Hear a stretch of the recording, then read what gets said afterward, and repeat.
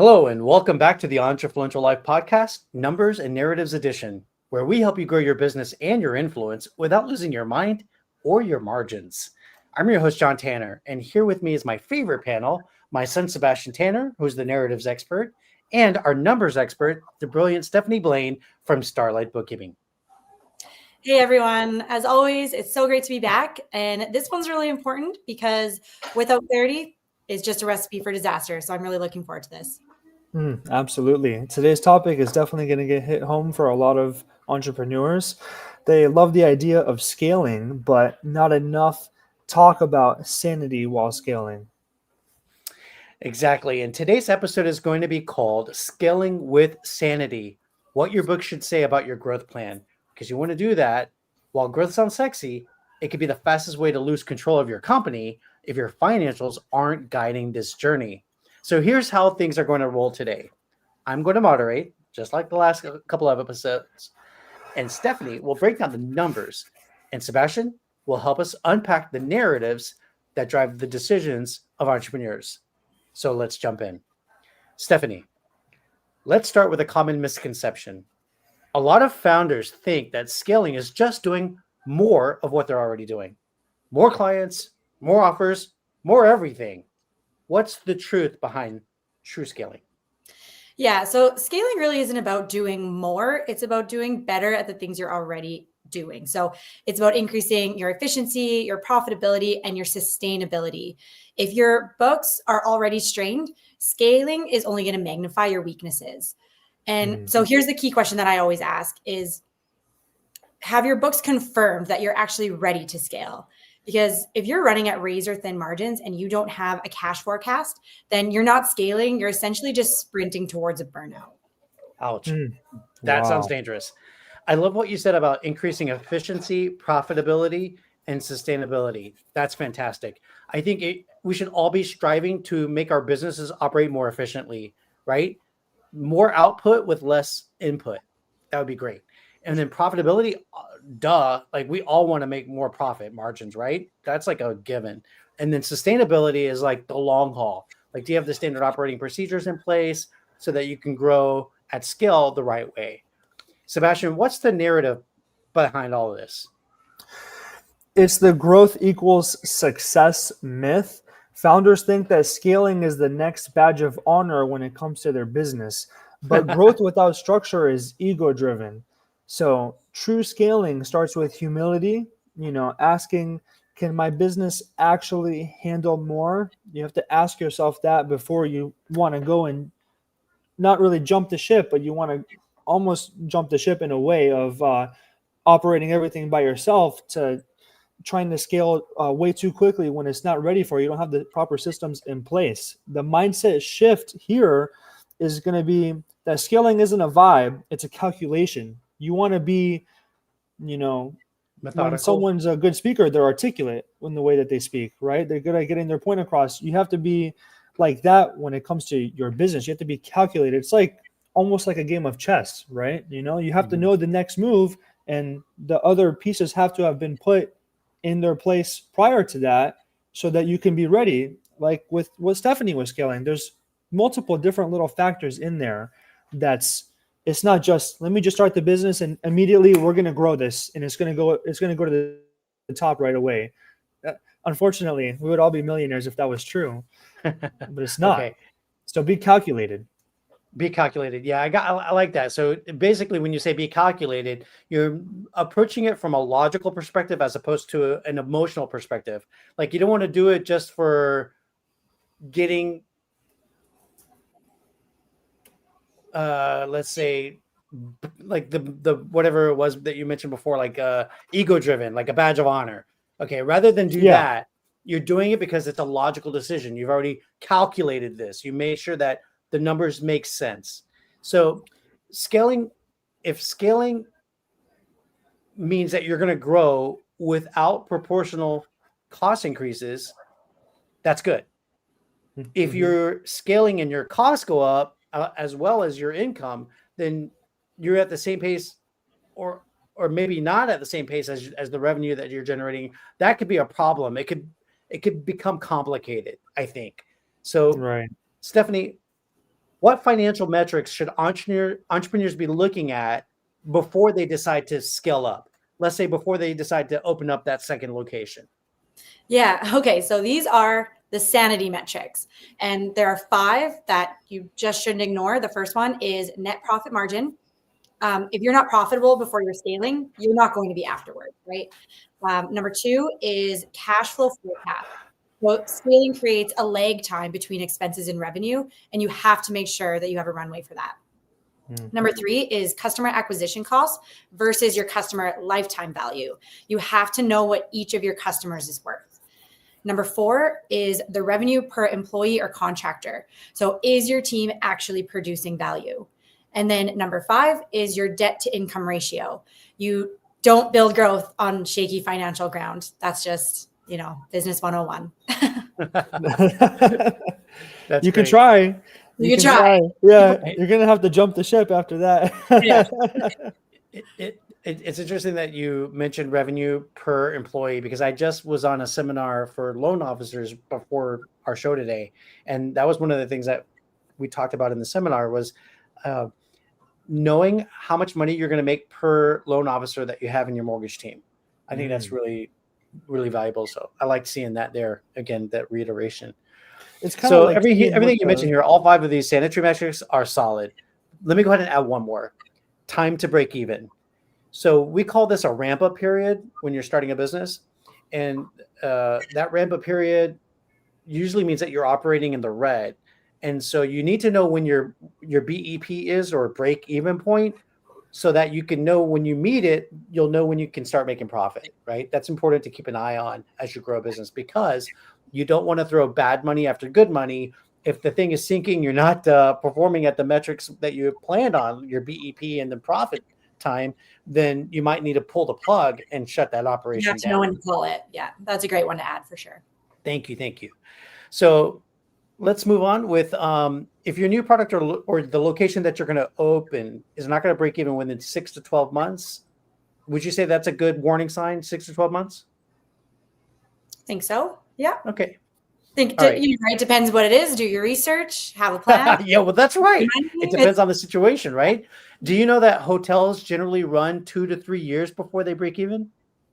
Oh, a brand new hotel. Mm-hmm. So I have a master's degree in hotel management, and that was part of the hospitality development program that we studied. It was about 2 to 3 months when we were doing, it's called feasibility studies, to see if a hotel can go into a marketplace and it'll be a good fit. That's generally the rule of thumb, is that it takes 2 to 3 years to break even. Wow. Yeah. They're cash cows, man. Like they make really great money. Like you can make, a couple $100,000 net profit a year per location, but it takes a lot of money to get started. They're cash intensive. All right, Sebastian.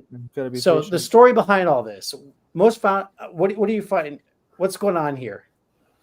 Yeah, most founders are overestimating their readiness because they equate momentum with capacity and being able to scale. If your books are screaming slow down, then you should be listening to that.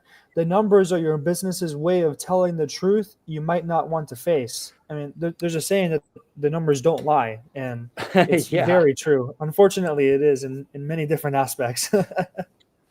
Great. Mm-hmm. Yeah, you're 100% true about that. Like, you're 100% right. The books do tell you what's going on in the business, and sometimes our ego gets in the way, and we don't want to listen to what the books are telling us. So you got to have some, what do you call it, coherence or congruence? Yeah, and take the sense of self out of the business, and that part of that is, ego is deriving from that. You want to have your business be you, because like that's what everyone can do the same thing, but each of us as an individual is kind of what makes our business unique, even though we're in the same field, even though Stephanie is amongst many other competitors in her field, just like me, just like you. It's our personality that makes it so unique, that makes people want to use us versus competitors. But Hello? Yeah, you paused. Am I back? Yeah, you're back. Yeah, well, anyways, keep the business about you guys, and what makes you special is going to make your business special, but keep the ego, just keep that part of yourself away from the business, and then you're going to be in a much better position for growth. Okay, I want to drill down here for a second on this momentum, equating momentum with capacity. So, Stephanie, Mm-hmm. if a business is doing really well, they have a lot of momentum. Their top line revenue is high, and they think that they have the capacity to scale. How could that be a misnomer? How could that be misleading when it comes down to the bottom line, and really if whether or not they can afford to open up a second location? Is there a lag time? Like, what's going on there? Yeah, I Yeah, mean, it takes a lot of planning, right? It is that lag time. You can't just jump into it blindly. Like, I'm just going to scale is too broad of a statement. How, to what point? What's the next milestone goal before you can start reaching for the next one? That kind of thing, right? It's just, I'm a big planner. I believe in that. Your numbers don't lie. So take those numbers. What can you work with there? Where's the wiggle room? If you want to scale to a certain point, how much money is that going to take? How much time is that going to take? So I think that's where people get a little bit caught up, right? Is it looks really good, it's going really well, and then all of a sudden it's just kind of they're A mess. prepared. All right, well, Disaster. let's talk about some of the traps that entrepreneurs will fall into when they're trying to scale too fast. Right. So they'll hire too fast, right? That's the first one. Hiring too fast, outgrowing your systems. You can't scale if what you have going for you right now is just in chaos. Confusing the more with the better, right? That what we talked about earlier. You can't just do more of everything without really drilling down on what you already have in place, right? Get those ones going like a well-oiled machine. Efficient. And then neglecting your cash reserves. So if you don't have, a few months of operating cushion, that money planning I was just talking about, then growth becomes really risky that way. All right. That's a good wake-up call for a lot of entrepreneurs. You got to make sure you don't hire too many people too quick, because that can burn your profits, and then you can be operating on a very thin margin. Outgrowing your systems. Yeah, I think you need to have your systems in place and dialed in like really well, and to be able to handle the capacity for growing, right? You need to have the tools to get the job done. If you have more people, like, working in the machine. I have to throw this in here about the systems, because I was definitely this person, but when you first start, it's just you think, what's the point of, going in my Google Docs and writing down every single thing I'm doing in the whole process and stuff. But eventually you're going to wish so much that back then when you had the time to do it, that you did it. So just have to throw that out there. Even if it seems silly and it's just you, write those systems, because they're going to help you so much in the future. It's crucial. Yeah. That's kind of more like the CEO shift, right? That we were talking about some episodes ago. It's the difference between just being almost like the laborer of your business. What? Where do you go? What? Our moderator's gone. Okay, but anyways, like I was saying, I mean, hopefully he'll get back here in a second. But yeah, it's like the CEO shift that we've been talking about this whole time. It's, instead of just being the worker / owner, then you start developing the CEO mentality, to track things like that is what a CEO should be doing. Yeah, exactly. So, okay, there he is. Guys, I was listening Our to moderator. I apologize. There was a message that I lost LinkedIn, and I was trying to add it back on, and I made a mistake and hit the wrong button.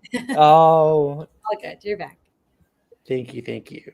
All All right. right. So Stephanie, let's talk about. I think we left off with going. You the last thing I heard you say, you were talking about regretting not having all your systems in place when you were building it up. The best time to do that is when you're slow, before you start growing. Yeah, exactly. Yeah. And then, so Sebastian, I think, was just about to hop on and talk about the narrative behind all this. Yes. Absolutely. What's the narrative take? Yeah, it's the hustle fallacy that entrepreneurs think business equals progress, and it's not always so true. They equate exhaustion with success, but if growth costs you peace, focus, or your health, and it's not scaling, you're self-sabotaging, and you're going to have a much bigger problem if at that point you're already sacrificing different aspects of your life to make this business work, and it's costing you a lot. And then if you tried to scale past that, I mean, that tells you alone that you're not ready to scale. You can't even, at that point, you can't even take a step back and have the CEO mentality and doing CEO things. You're just stuck doing all of the work all day long on a repeated cycle. You live in the same day over and over again as your entrepreneur, and yeah, you're gonna get burnt out. I know that firsthand. I experienced that very much so for almost a decade when I was running Appraisal South. That's how it was starting this. That's how it was like starting. 60 hours a week. Yep. Every week, and you just get burned out. You don't even. You're creating yourself a job, right? You're creating yourself. You're creating yourself a job. Oh God, worse than a job, because at least with a job you go work 40 hours and you go home. Exactly. Yeah, that's it. Company and you're trying to push it, and you're doing 60 hours a week every week. That's massive burnout. Like you're leading yourself to like. There's no breaks. Opportunities with your family. There's no break. There's no breaks. You don't just go and clock in and clock out. Like if something comes in, you're going to it. If a call comes in, you're booking it. You have to do. You want every to take single everything that walks in the door, right? Yeah, you have to. You have to grow it. So it's like you got to make rent. So you don't get the luxury. Like it's the hustle culture, baby. Yeah, you can, but the goal is that that's how we live in people won't America. Over hustle for too long. Yeah, it's good at the start. I think it's great at the start, but you learn. There's a time and place for hustle, right? Yeah, absolutely. The problem is that a lot of people get stuck in the hamster wheel. That's what it is. Yeah, and you can't see how to grow because you're stuck just doing the same thing over and over again. There, you have to start there, but you cannot stay, and that's what so many businesses are failing, because then you kind of forget why you started in the first place. You lose the love for it, because if you're so miserable, you feel like you're stuck in a cycle, which first of all, we all became business owners because we wanted to get out of that rat race. We wanted the financial freedom and freedom and time freedom too.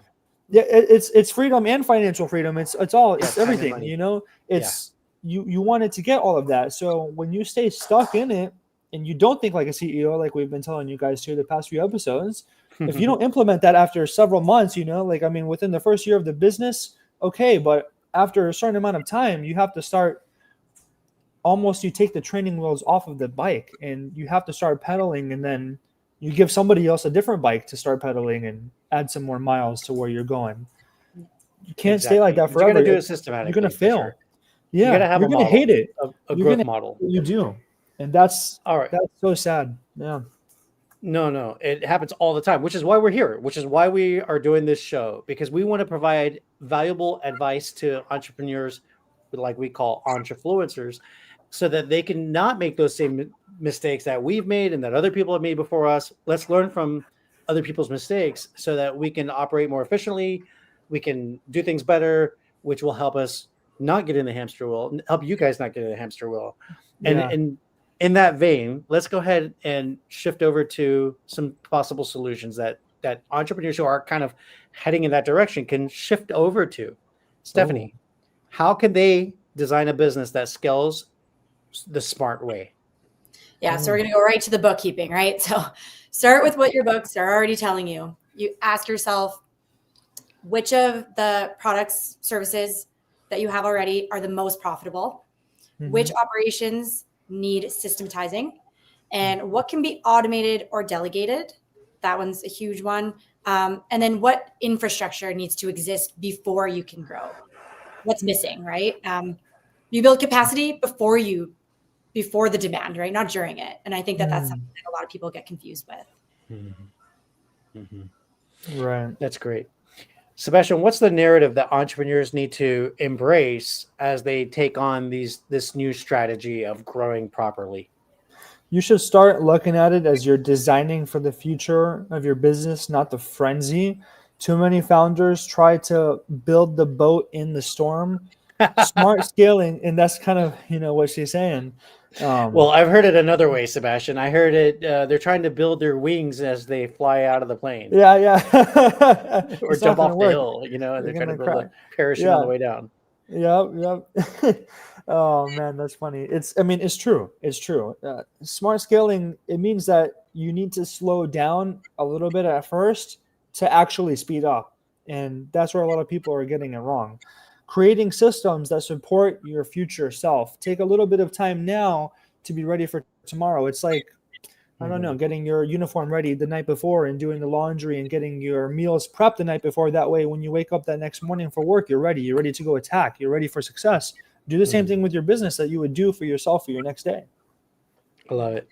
So maybe you have a little bit of a design, some time to design your future and what your growth strategy is going to be. What's the trajectory, step 1, step 2, step 3, and so on, before you actually jump into scaling. And you have to make the time. You have to make the time. That's the other, I think it's something I want to add to that is that as an entrepreneur, you get so lost in the sauce of your business. And when things start, it's funny. I like that saying, you get lost in the sauce, That's good. It's my first time hearing that. It's 24-year-old person's 20-year-old slang. Okay. Wait, hold on a second. Stephanie, have you ever heard that? Lost in the sauce? I can't say I have, no.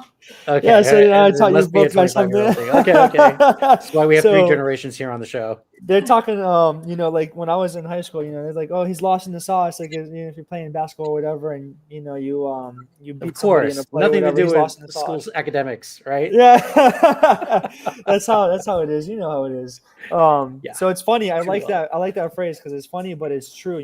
Like you get lost in the sauce of the everyday running your business, and you need to be able to take a step back. Yeah, you got to take a step back and make time is what the point was, is that you can get so busy and we all have the same 24 hours. So how is it that one person can be more productive than the other person when they also have the same amount of things to do? But they can make time for the gym and they can make time to have CEO days and plan for their business and do different things and wear the different hats. You have to make the time. You have to find the time because you're never going to want to feel like doing it. I think it's very crucial to add that in there because that's a big excuse. It's a big lie, I think, more so that we're telling ourselves. You're lying, no, I don't have time for this and that. I don't have time for, what I don't have time for now is mostly the game. I used to have time for the game all the time. I didn't have time to go and study, and I didn't have time to go and do it. Oh, I don't have time to study for that exam, and so I have a bad grade. No, that's crap. You have to not have time for the wrong things and start making time for the right things, especially as an entrepreneur. Well, this is something we've alluded to in the past, and Stephanie had mentioned CEO time, right, Steph? And I kind of think that that's what we're talking about here is, Sebastian, you're saying like people need to have some CEO time.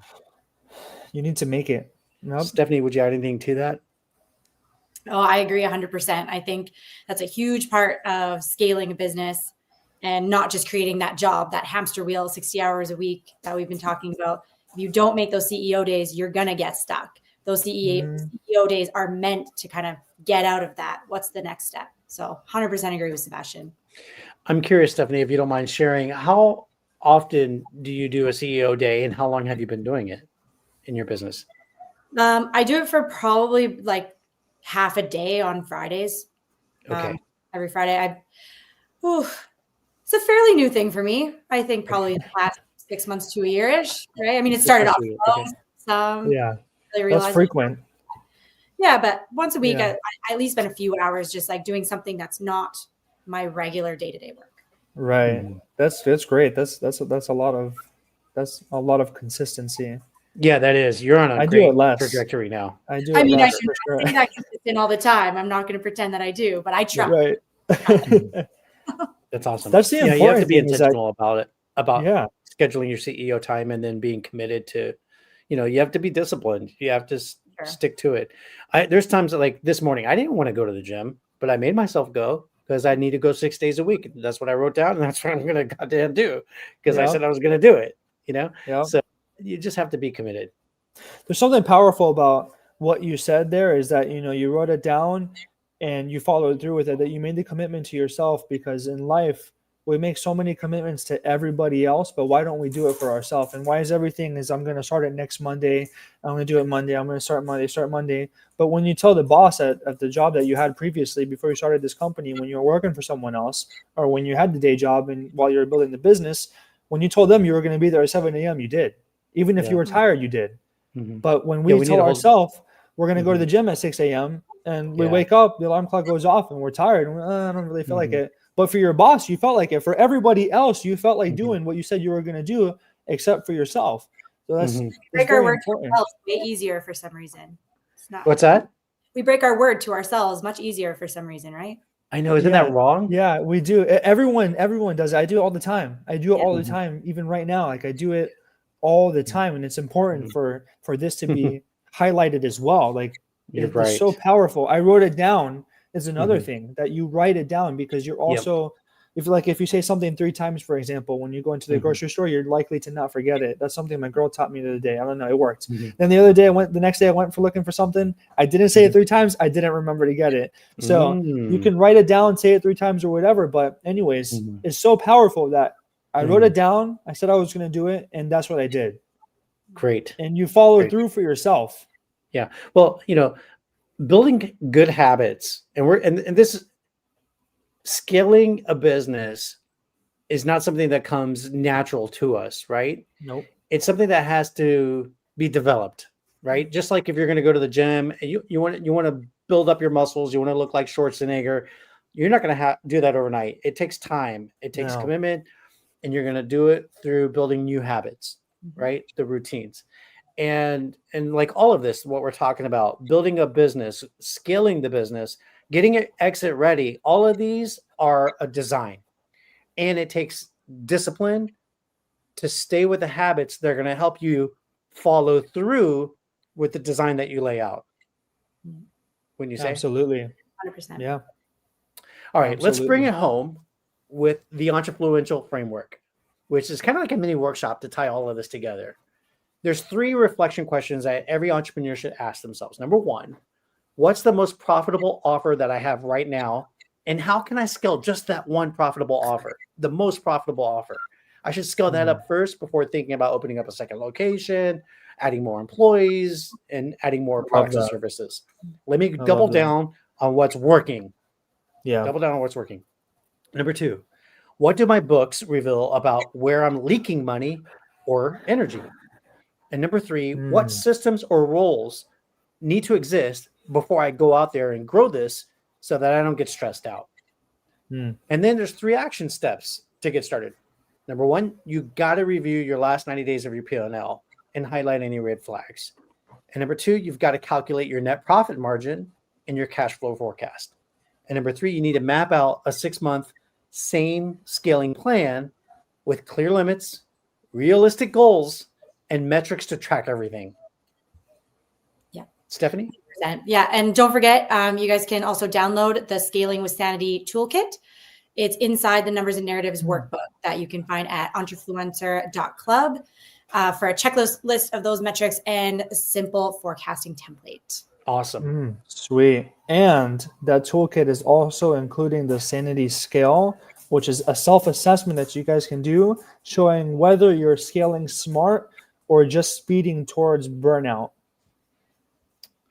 All right, awesome. You guys will find those in the show notes, or just go to colemantanner.com or go to entrefluencer.club to download the workbook for the Numbers and Narratives podcast for the whole season. And you can have access to this activity that we're talking about so that you can take that self-assessment and find out if you're ready to scale.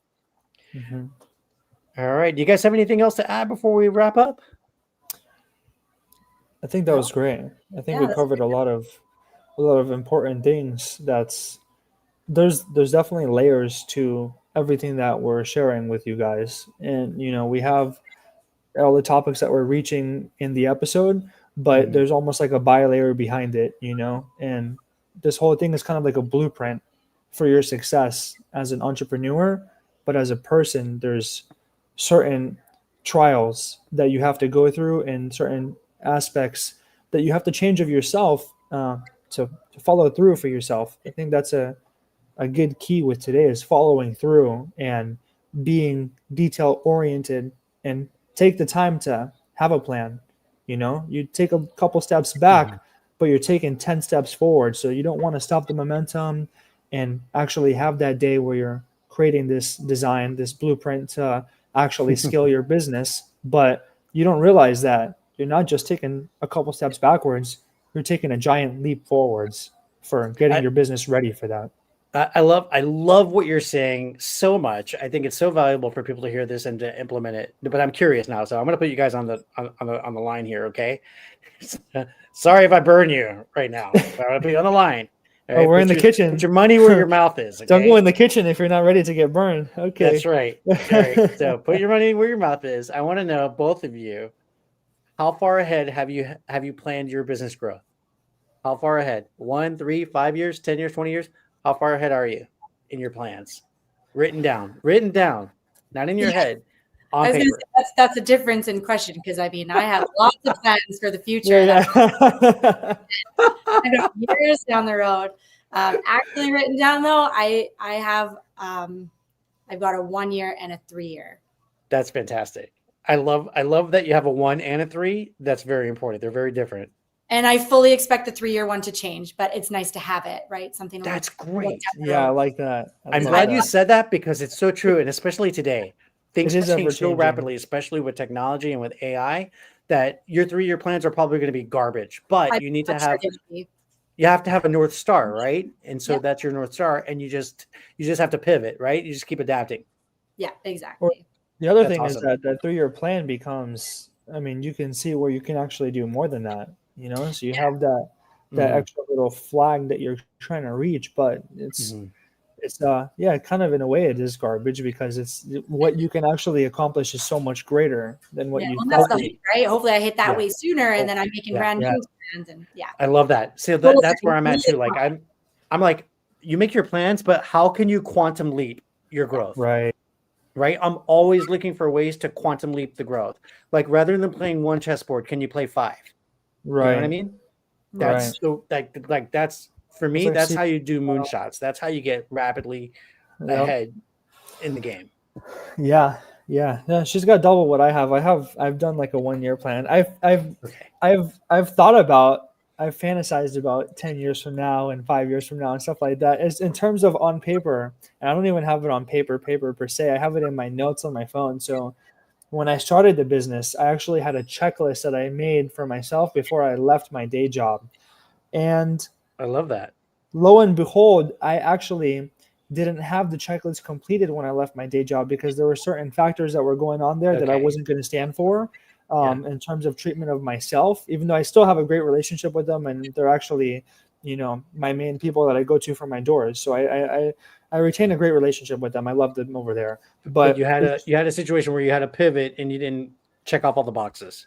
But I had because I had that checklist, I had enough checked off that I needed to be able to go on my own. And I had the belief that it was going to happen. And that's, I don't want to go on a whole separate tangent. I want to stay on this, but that's so important to Self-confidence? being an entrepreneur, self-confidence, self-belief, and erasing self-doubt, because there's not a thought in my mind for 1 second that I'm not going to have a job today, that I'm not going to have a job, a good job in the week that's going to get me a good weekly income for the base. Some weeks aren't going to be as crazy as other weeks, but at least I'm going to make more than I did at the day job every week. And that's the important thing, is there's not a single ounce of reality in my business that I will not make it, that I will not have jobs every week. And that's where a lot of the subcontractors, they come into play for me. And lately now I'm getting even more of my own customers, but I did months of getting up at 6 o'clock in the morning, 6:30, whatever, getting to work at 7. And then I'm there until 4 o'clock. And then I'm going and I'm working until 2 o'clock in the morning. I'm getting home at 3 o'clock. And then I have to get up at 6 o'clock again to go right back to the day job. And then you're lifting panels and stuff all day long. I'm unloading trucks. I'm loading trucks. And then I got to go back to work again right after that. It was weeks and weeks and weeks of that every single day of suffering. But I made the right connections, and I had the checklist to where I did enough that you have to know like what direction you're going to go in. And I knew it. I knew what direction I was going in. I just didn't know. I mean, God's timing was different than my own. Okay. So yeah. So you're saying that you had your plans, you had your checklist, but you had to work a little extra hard because all the boxes weren't checked on your list. So you had to pivot. You had to make some modifications, which caused you to work a little bit harder, but things worked out overall. Yeah, I was working harder before I left the day job in a way. Actually, when I left the day job, it got a lot easier and I started making more money. So it was really sweet. But I have the 1 year plan, I have a 1 year plan for my company, for where I see myself in roughly a year, and it's kind of ever changing, but now I'm inspired to make a 3-year plan from Stephanie. So do it. I want to get to that point. Do it. But it's, so I do have at least 1 year. Excellent. All right. And Stephanie, I want to go pivot back over to you. You've been in the game for a while now. What, 5 to 7 years in your company as an entrepreneur? 8. Yeah. 8. Okay, that's She's a fantastic. vet. I love that. Okay, She's a so you've been veteran in the game for 8 years. How many times and how different has your plans changed over these past 8 years? I don't even know what else to say other than constantly. Like, goal setting is just a whole other topic. Like, we could talk about this for hours. Goals are meant as guidelines, something to keep me accountable, something to remind me what I'm working towards. But I fully believe in I flexibility. love that. I change them all the time. I change the way I do them. Sometimes it's on the computer. Sometimes it's in my notes. Sometimes it is on paper. Sometimes I find a template. Like, even the way I do my goals changes. So I don't know if that's a good answer or not, but yes. That's an amazing answer. Hey, listen, we want truth. Amazing and answer. we want to see, because there is no one way. There's many ways. And we are approaching entrepreneurship collaboratively, which is very important. So there's no judgment here, like you say. I'm going to borrow your words. Find what works for you, right? Like, just because you do it one way, I do it another way. There's really no wrong answer. I think it's the underlying values, right, of the accountability and wanting to grow and just be good entrepreneurs. That's really what it's all about. So 100%. Being flexible is really fantastic that you said that you're flexible with your goals and what you're going to do, and you can be able to make pivots, because so many people are so stuck in their little routine or their plan schedule for the way that they think that things are going to go with their life and their business. The point where it's not happy. It's just, Yeah. Well, it can cause friction, tension. Yes. So set on their goals that to the point where it almost makes them unhappy, but they're doing it because they wrote it down once. Yeah, you have to be flexible. You have to be able to pivot and, like, okay, this thing didn't work out. Okay, let's find a way around that, or let's do the next thing, like that's, it's amazing. At some point you have to realize, like, am I behaving ridiculously here? Like, what am I going to do? Get myself a demerit if I change my Exactly, right? Yeah. It's not grade school, but that just goes to show you how programming works, because you went through those things in grade school. And so they're still in the back of your mind. So you feel like somebody's going to give you a demerit. Somebody's going to give you a timeout if you do things differently. But you're in charge. You're the teacher now. So you can make those changes. Anyways, I know we went off on a little bit of a side, lesson here on planning and pivoting, planning and pivoting, because I think it's like a balancing act of the two as you navigate entrepreneurship, and it's important to be able to do both well. Especially in the crises that we've experienced recently, like in the 2020 pandemic and 2008 Great Recession. Those are learning experiences. If you haven't gone through anything like that as an entrepreneur, then talk to somebody who does. There's an old saying in Greece that I learned from a professor of mine at FIU, and he said, if you don't have a person with gray hair on your team, go find one and pull them in, because there's a lot of wisdom there that can be shared. Anyway, thank you guys for listening to us talk about our different experiences and our perspectives on lesson plans. You should definitely have a 1 and a 3 year plan. If you feel ambitious enough, go ahead and plan 20 years. I challenge you to make a plan for your life and your business goals for 20 years and see how the trajectory comes to fruition as you navigate on that lifetime journey. And there's a saying by Stephen Covey, who wrote the 7 Habits of Highly Effective People. He said, begin with the end in mind. And so that's kind of where the 20-year trajectory comes from, right? Or ties into it. Think about where you want to be in 20 years. What are all the things you want to accomplish? Your personal desires, your personal goals. What kind of legacy do you want to leave behind? And write those things down in your journal, and then reverse engineer how you can build your business up to make that happen. And there's one last thing that I thought about when we were talking earlier, something that one of you guys said, and it lit up in my mind. One of the faster ways of scaling is acquisition entrepreneurship. And we could do a whole session just on that topic, acquisition entrepreneurship. But I want to recommend 2 books that you could read to learn more about this, and it could be a game changer for you. Number 1 is Built to Sell, and I think the author's name is John Warrillow. He's from Canada. And the second one is buy then build. Buy then build. Can't think of the guy's name. Look it up. Buy then build. That one is really fantastic about buying a company and then modifying it to grow your business. Acquisition entrepreneurship. Because when you buy a business that's already in existence, they already have cash flows. They already have clients. And so you skip the ramp up period that we talked about at the beginning of this episode, and you go straight into profit. So acquisition entrepreneurship, buy then build. Walker Diebel, that's his name. Walker Diebel, Diebel. That book has been used in Ivy League classes like Harvard Business School classes, and it's a very valuable book. Okay, that's it. Those are my recommendations for you guys. Thank you. We're going to go ahead and wrap up. Thanks for joining us for today's episode. We hope that you got value from it, that you can see a growth plan for your business with new clarity, and that you will share the information that you've learned with other entrepreneurs. So, there's a saying in the Bible, as iron sharpens iron, so does one person sharpen another. So do that. Help share this information with other people. And don't forget to leave us a quick review, whether you liked or disliked anything about the show. We want to hear about it so we can make it better, because we're here to serve you. Yeah. And remember, your bookkeeping, it's not just numbers, it's a blueprint. So please listen to what it's telling you. And keep your sanity while you're scaling as well.